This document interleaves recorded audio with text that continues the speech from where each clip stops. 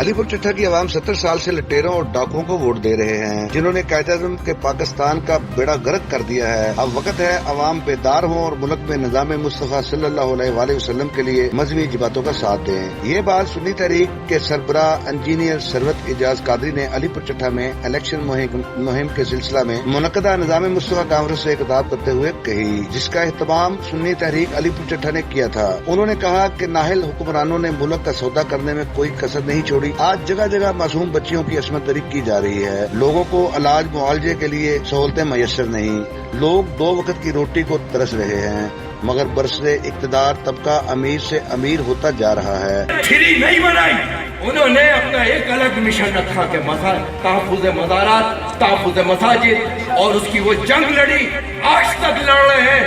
2 क़यादतों की कुर्बानी के बाद 400 सैकड़ों साथियों की दहशतगर्दी का निशाना बनने के बाद अदारा सिराते मुस्तकीम के सरबराह डॉक्टर मोहम्मद अशरफ जलाली ने कहा कि पाकिस्तान अकाबरीन अहले सुन्नत ने बनाया था, जिसके लिए उन्होंने बेबहा कुर्बानियां दी। कैमरामैन असद के साथ अब्दुल करीम चौधरी, न्यूज़ इन अलीपुर चट्ठा।